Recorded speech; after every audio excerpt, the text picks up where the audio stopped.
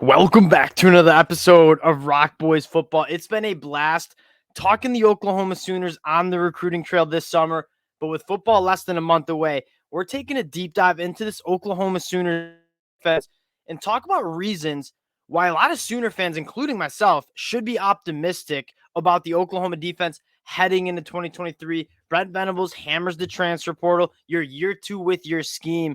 For Oklahoma fans, there's a lot to be excited about, and there's a lot of reasons why this Oklahoma defense can make massive improvements in the 2023 season. Now, again, before we get into it, just want to say it's been such a blast talking Oklahoma football with you guys, whether it's on the recruiting trail, transfer portal. The support from you guys has truly meant a lot. So if you do enjoy the content, consider subscribing to the channel. But more importantly, let me know in the comment section what you guys think, what players I might be sleeping on. I'm going to give you guys some of my players to watch, if you will.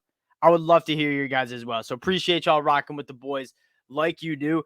And now let's get into this Oklahoma defense. And I kind of want to start with the conversation about year one head coaches on the defensive side of the ball, excuse me, kind of struggling year one, right? And this is not very rare. Coach Venables, right? One of the best defensive coordinators that we've seen in the last couple decades, coming from Clemson, taking the job at Oklahoma, the defense struggles a little bit. We also saw that with Dan Lanning, right? Coming over from Georgia's defensive coordinator job to Oregon. You take a look at Oregon's numbers, they were really bad last year.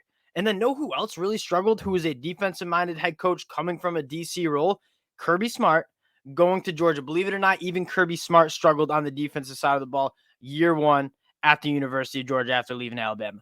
I think a large portion of that has to do with personnel.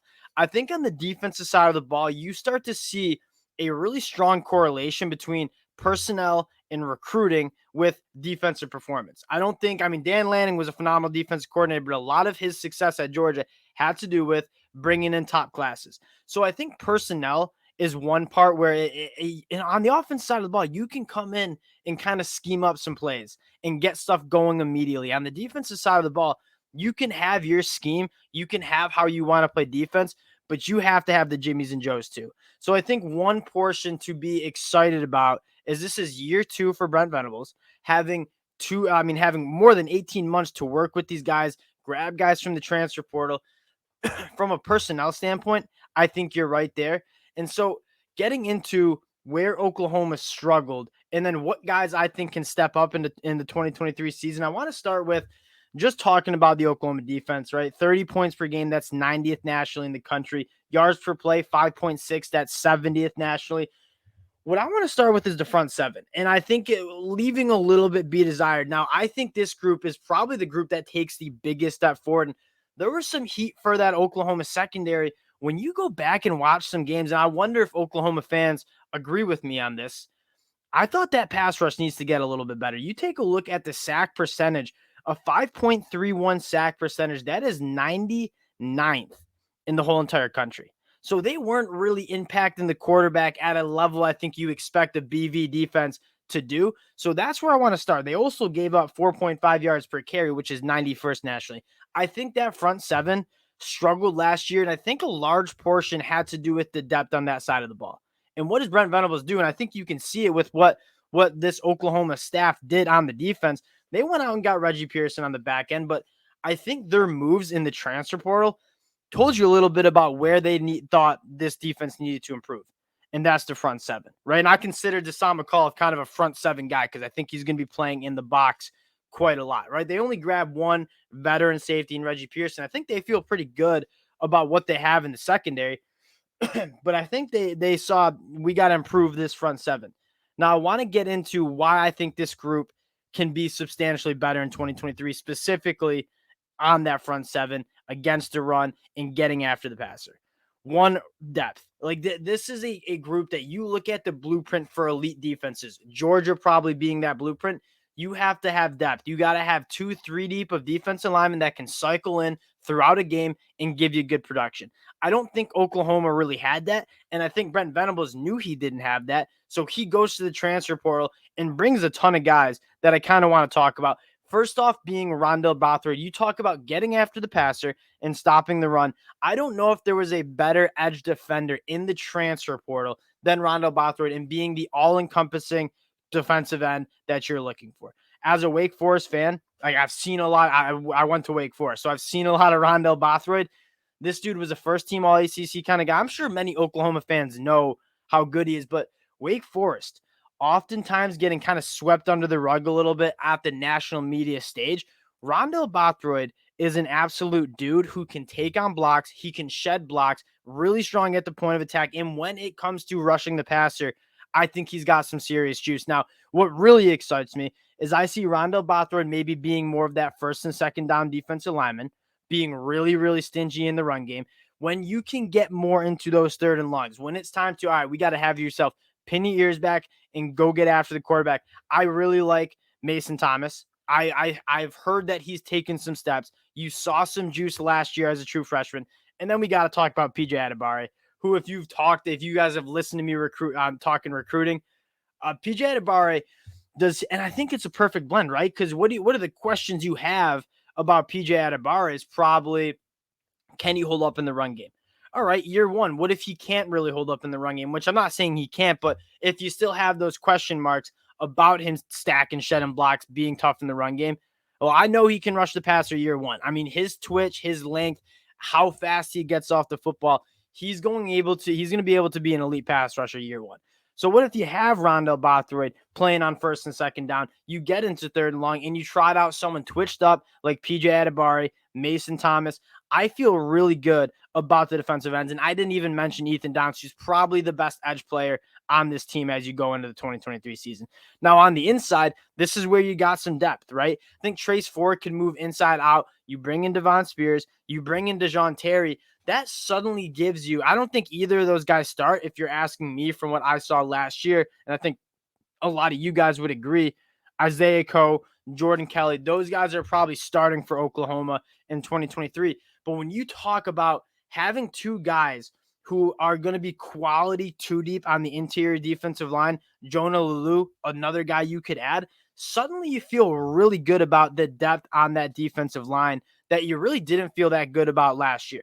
Now, moving to those linebackers, from what I've read in spring practice notes, from what I've read in early fall camp notes, Brent Venables, this is like his baby, the linebacker room, and it's a group that you got to be thrilled about. Now, I'm going to lump Deshaun McCullough into this group. He's kind of plays that cheetah role, which I absolutely love.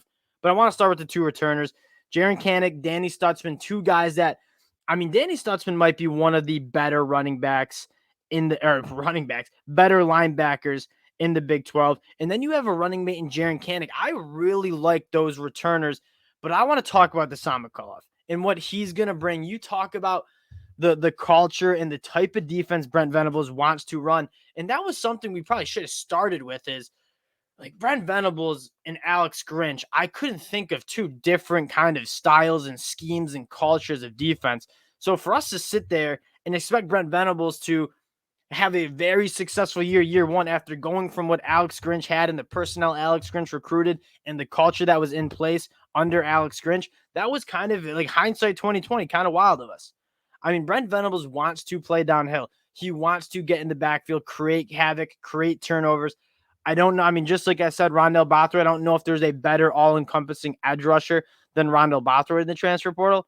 I don't know if you have a better havoc maker than Deshaun McCullough, who's going to play, I mean, that like hybrid role. I think he's got really good length. He's phenomenal blitzing off the edge, really good tackling in space. I am a huge fan of what Deshaun McCullough brings to the table, and I think he's absolutely perfect in terms of what Brent Venables wants to do with this Oklahoma defense. And then looking at the secondary, we kind of already addressed this. I think on paper, you're saying, oh, that wasn't a great secondary. You kind of dive into it a little bit, and I think there's a little bit more problems with the pass rush as opposed to the secondary. And I think Brent Venables probably would agree with that because he only goes out and gets Reggie Pearson, a 6-year senior, I believe, from Texas Tech. He was a former Wisconsin guy. So I don't think, and I mean that partially you're bringing a guy like Peyton Bowen and Josiah Wagner. Like you have a really good class in 2023 that's coming in. So maybe that played a role. But I'm kind of thinking Brent Venables probably really liked this secondary and the guys that he has coming back, starting with the veteran Woody Washington. You lose a couple of guys from the transfer portal. For Gentry Williams looked really good as a true freshman. You have, in my opinion, and this is drinking the Kool-Aid a little bit, I really like this safety. I was going to call him the best safety duo in the country. That probably would be pushing it.